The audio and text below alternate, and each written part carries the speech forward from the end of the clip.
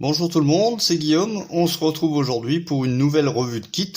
Donc c'est la revue de le kit qu'il y avait dans le carton, le fameux carton. Donc je vous présente ce kit qui est proposé par Fujimi. Donc il s'agit d'un bateau. Donc c'est un cuirassé japonais et donc il s'agit du Fuso. Alors le Fuso est assez particulier étant donné qu'il a été très longtemps en fonction. Et donc déjà je vais vous dire par rapport au kit. Donc ce kit c'est la référence 42 18 72. Voilà, si vous voulez le commander, hein. Donc c'est la référence exacte de ce kit. Donc on est sur une échelle de 1,700, donc ce qui correspond à un navire de petite taille entre 20 et 30 cm. Pourquoi j'ai choisi un 700? Tout simplement, je n'ai jamais fait cette échelle en termes de navire.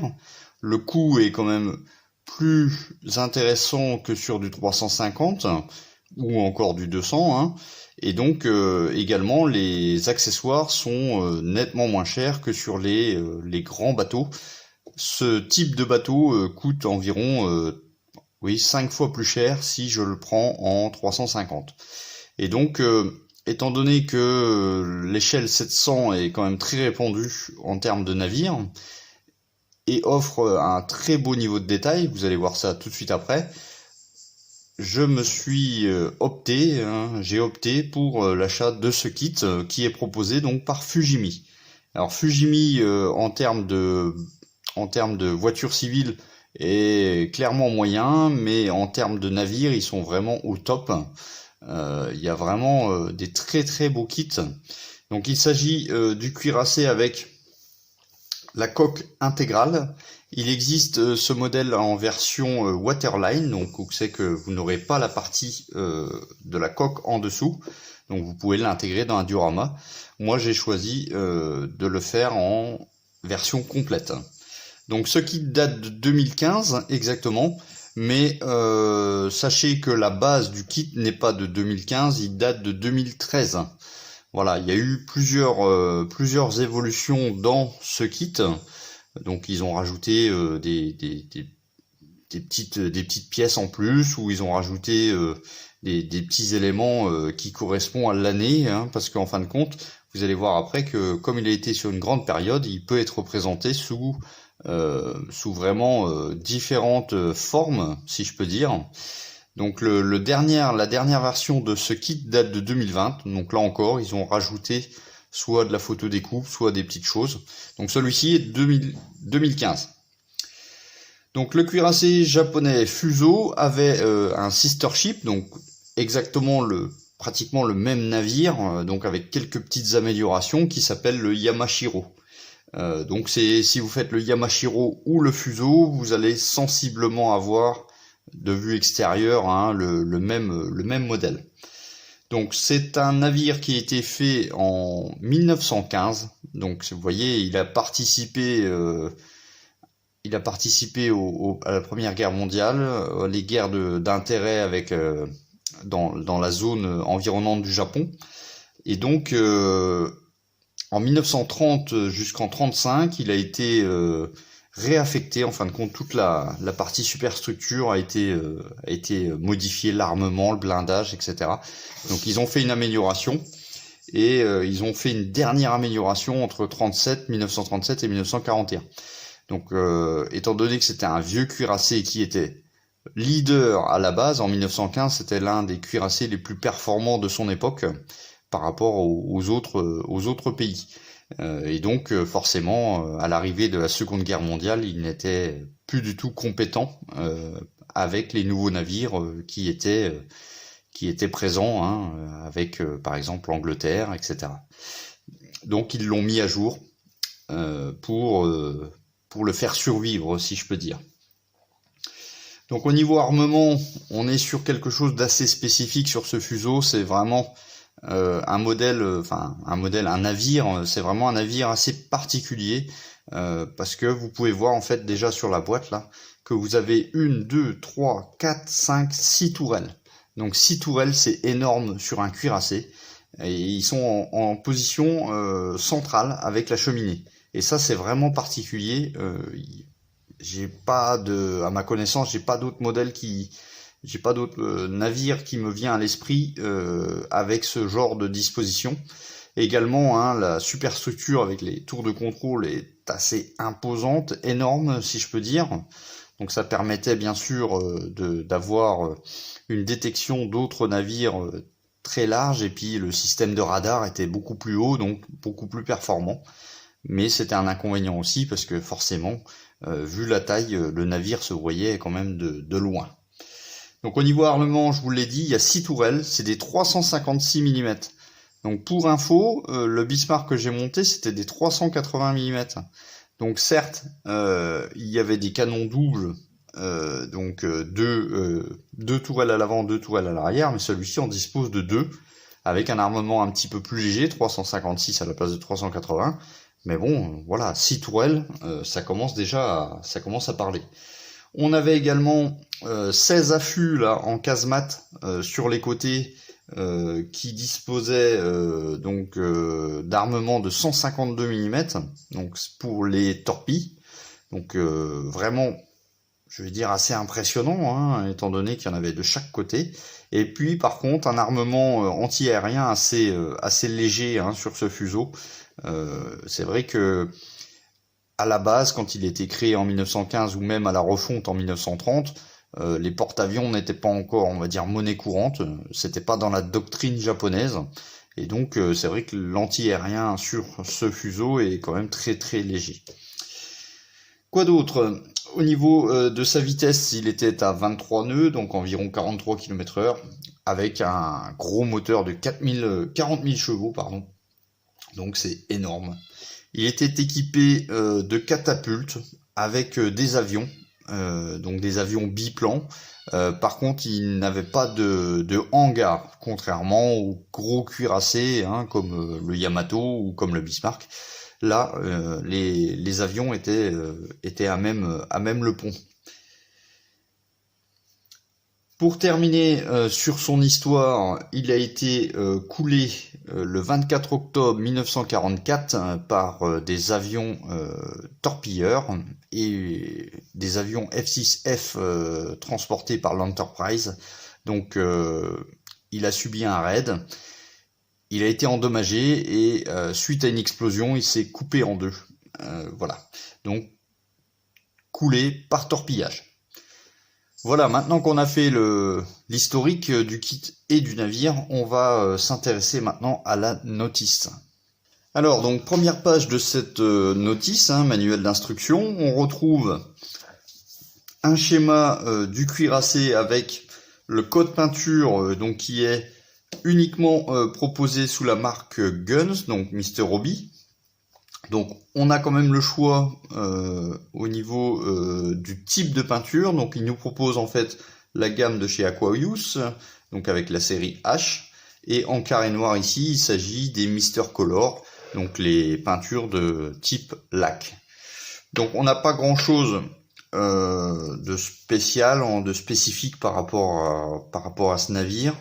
On a du gris, silver, hein, gold, donc du doré, du noir mat, du blanc mat. On va avoir une teinte un peu comme celle-ci, du Hull Red, mais spécifique pour l'armée japonaise, malgré que, d'après mes informations et grâce à Denis, hein, qui m'a un peu aiguillé, apparemment, le Hull Red de chez Mr. Hobby, il faut le teinter un petit peu en rouge pour avoir la vraie teinte. Donc ça, on verra à la phase peinture. On a bien sûr une teinte appliquée pour faire le bois du pont. On a les teintes vertes pour les avions en biplan. Et puis, bien sûr, le gris qui va recouvrir la totalité du navire, étant donné que les navires japonais n'avaient pas de camouflage. Donc là, c'est un gris. Alors, il faut faire attention sur les navires japonais. Il y a eu 4 ports de construction ou d'amélioration, hein, dans son cas. Et donc, il faut choisir vraiment le gris qui correspond à ce navire. Donc, celui-ci, d'après mes informations, vient de Kure.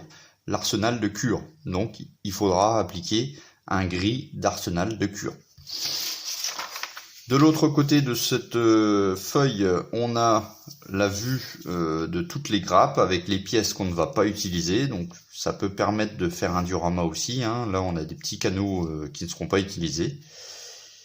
Ici c'est tout simplement si on doit recommander des pièces, mais ça je pense que c'est directement au Japon.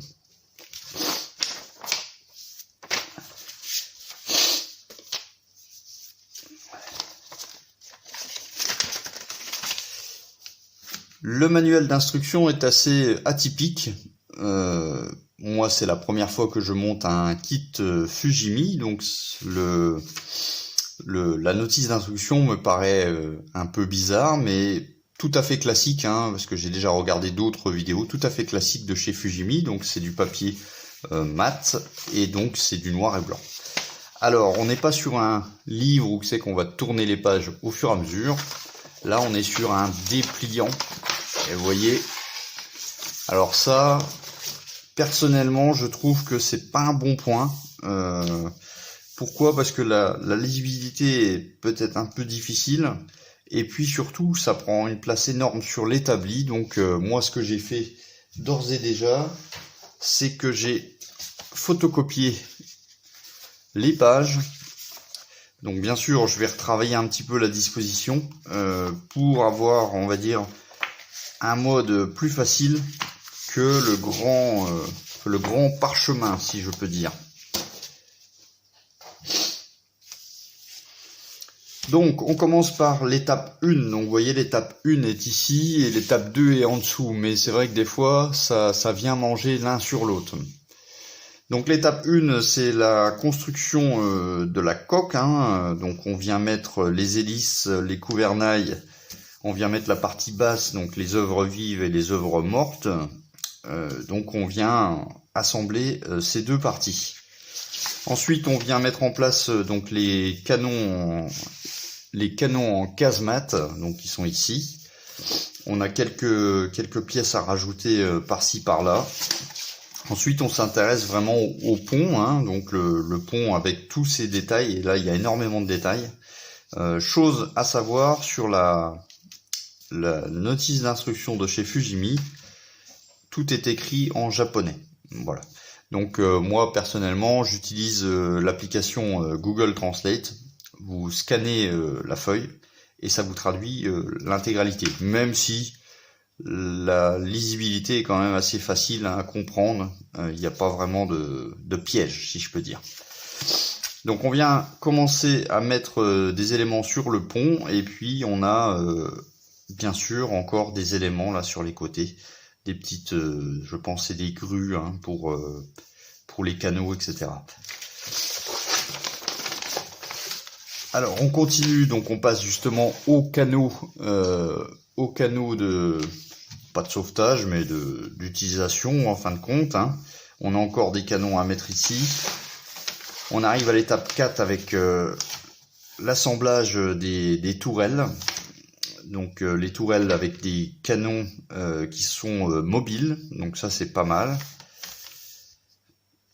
Et puis ensuite on vient mettre ça sur le pont. On passe maintenant au gros du sujet.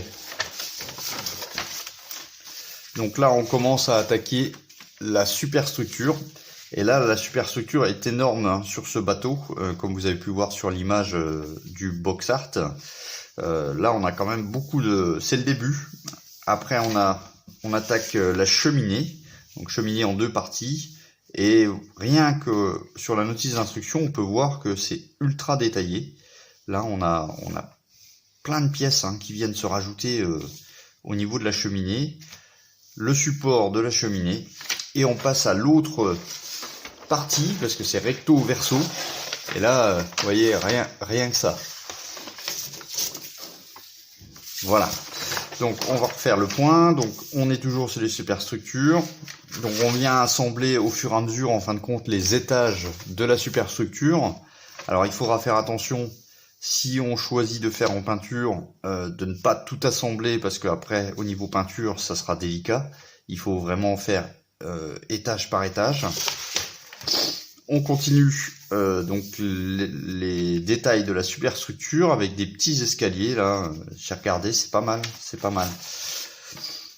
Et vous voyez, ça commence à monter là, le château hein, commence à prendre forme. Donc on a également ici, hop là, je m'excuse, la notice c'est pas facile, voilà. Donc ici on a l'installation des mâts, ensuite des projecteurs, ensuite on a les radars bien entendu, les télémètres. Hein. Une fois qu'on a fait ces ensembles de superstructures, on nous indique tout simplement qu'il faut les mettre sur le pont du navire. Et pour terminer, on a la 9e étape. Alors vous voyez, il n'y a que 9 étapes, mais c'est des étapes qui sont quand même très longues. On nous propose d'installer les derniers éléments. Donc il y a des éléments de mât, il y a des éléments encore de superstructure. On nous propose également de mettre les avions biplans ainsi que le support qui va permettre de tenir le bateau en dessous. Donc avant de vous montrer le détail des grappes, je voulais vous dire pourquoi j'ai acheté ce kit là. En premier temps, j'ai acheté ce kit là parce que ça faisait longtemps que je voulais faire un navire en 700. Donc c'est pas nouveau, hein, c'est pas une mode pour moi. J'ai déjà ma première maquette était un bateau. J'ai fait le Bismarck, j'ai acheté le Prince of Wales qui est là dans mon stock. Donc je continue en fin de compte ce plaisir de monter des bateaux. Et donc la deuxième raison, c'est que après la vidéo de la visite du magasin Tamiya, c'est vrai que vous m'avez tous dit pourquoi il achète pas. Enfin, moi je serais parti avec plein de choses. Et en fin de compte, quand j'ai été dans le rayon bateau, ça m'a donné vraiment envie, mais le détail de Fujimi est bien au-delà de chez Tamiya. Hein. Donc ça, c'est la deuxième raison. Et puis la troisième raison, c'est que j'attends toujours ce fameux colis de peinture pour le Panzer et la Nissan. Et donc, je ne voulais pas rester les bras croisés. Même si, au jour d'aujourd'hui, à l'heure où je tourne cette vidéo, je n'ai pas encore la conviction que je vais attaquer tout de suite le modèle. Parce que en fin de compte, je voulais un modèle simple. Et puis, il s'avère que c'est un modèle assez complexe et puis ultra détaillé, donc j'aimerais le détailler encore plus. Donc je vais réfléchir si je pars sur un set de photodécoupe qui est abordable hein, sur ce genre de bateau, ou avec le pont en bois, etc., ou le faire de base, entre guillemets. Donc voilà, on passe tout de suite à la revue des grappes. Alors nous passons donc maintenant aux grappes de ce kit.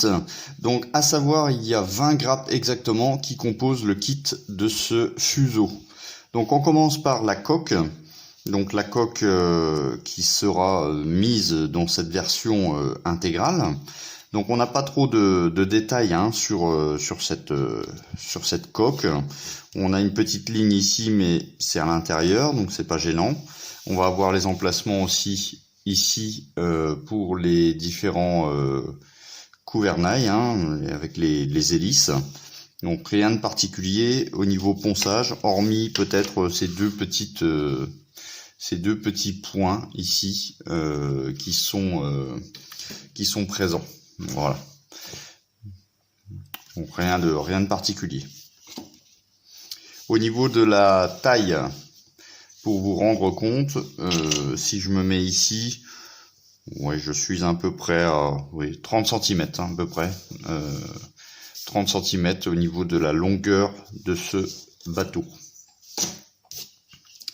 On passe à la partie qui va aller au-dessus, hein, au niveau du pont. Donc on a, je vais vous zoomer un petit peu.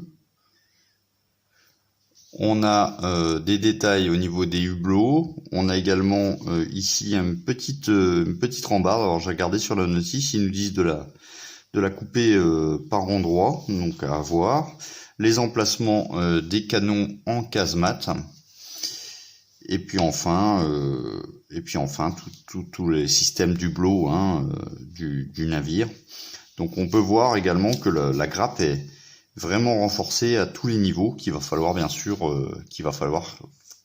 couper pour assembler ce navire.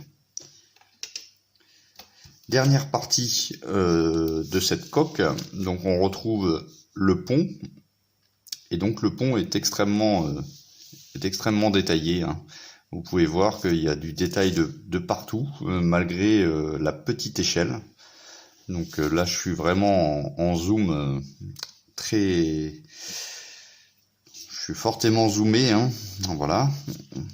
Donc on a les emplacements des tourelles, hein, bien entendu.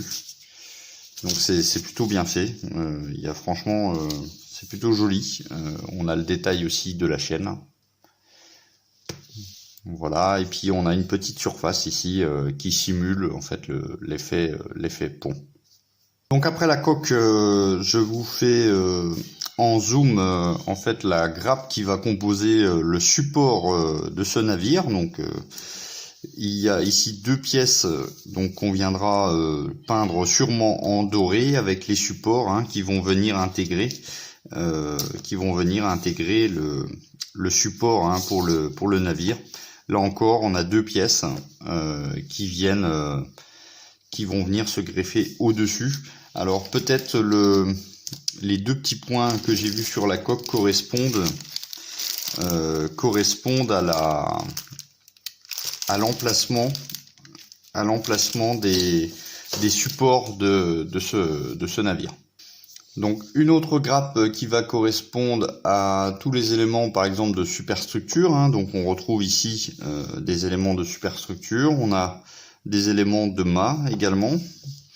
Donc il y a des pièces vraiment très très petites, hein, vous voyez par rapport à mon doigt. C'est quand même très très détaillé, hein, malgré le on va dire la finesse, hein. Vous voyez, hein, cette pièce-là, par exemple, c'est vraiment petit, mais c'est quand même très détaillé au niveau du moulage. Donc je vous fais, je vais dézoomer un peu. Voilà.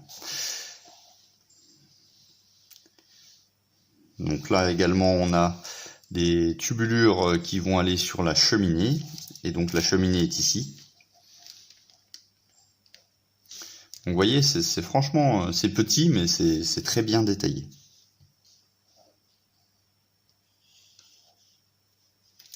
On peut également voir ici que sur ces petites pièces qui vont aller sur le pont, il y a également des petits emplacements là de fenêtres. Donc c'est vraiment détaillé jusqu'au bout. Vous voyez.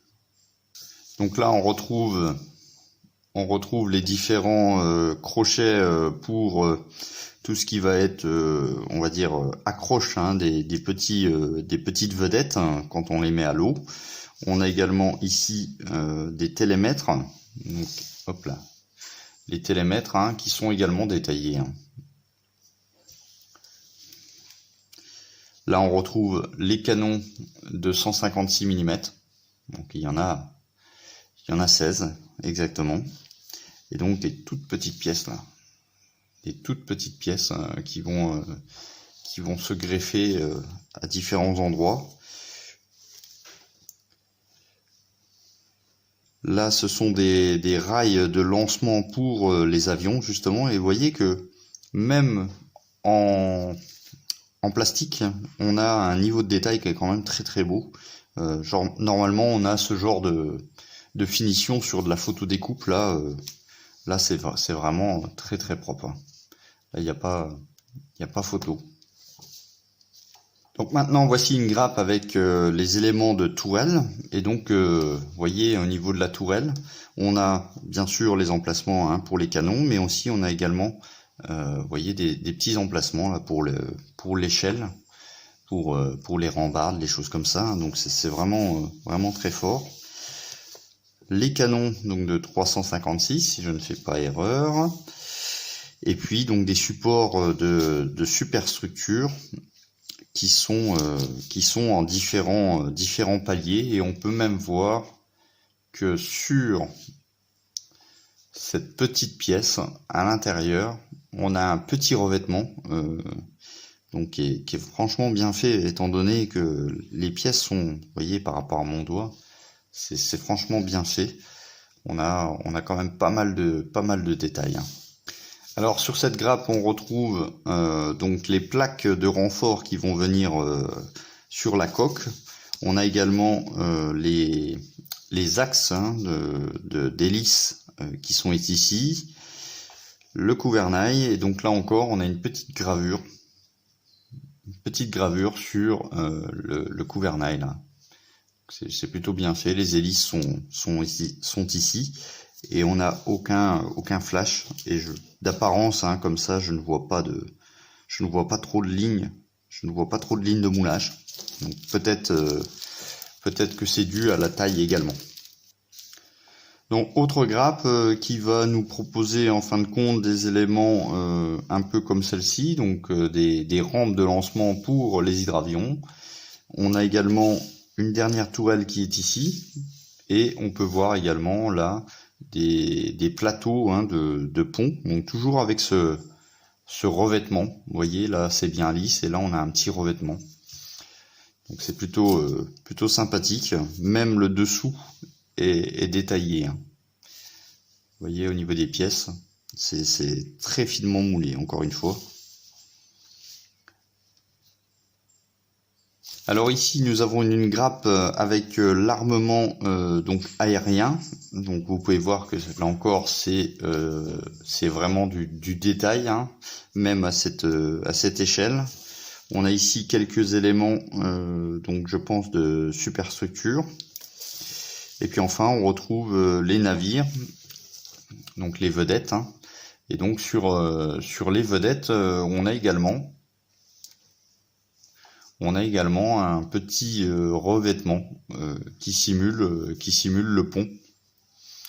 Donc ce coup-ci, on a une grappe qui est donc multigrappe si je peux dire, 1, 2 et 3 grappes qui a été reliée par ce grand morceau de pont. On a un petit peu de flash ici, un petit peu de rectification à faire là. C'est vraiment très léger. Voilà. On aura un petit peu de boulot ici. Bon, je pense que c'est normal étant donné la finesse hein, de la gravure. Une deuxième petite grappe qui ressemble à celle-ci que je viens de vous montrer. Donc on a toujours des bateaux et puis les différents canons anti-aériens qui sont ici. Donc nous restons dans les canaux, et donc là on peut voir qu'il y a également 6 canaux qui est proposé ici, et on a même ici le détail avec des rames qui sont à l'intérieur. Alors pour aller les peindre, ça va être assez délicat. Donc on verra bien si on doit les poser. Donc on a 2 grappes identiques pour ces petits canaux. Donc sur cette grappe, on retrouve des éléments qui vont intégrer la superstructure et une cheminée encore, ou un morceau de la cheminée, je ne sais pas trop. Voilà. Donc c'est vraiment bien fait. Deuxième petite grappe également dans ce sachet, avec, vous voyez, un petit relief également hein, sur le support, et également de superstructure qui est ici. On a également des petits détails là, la petite échelle, là, vous voyez.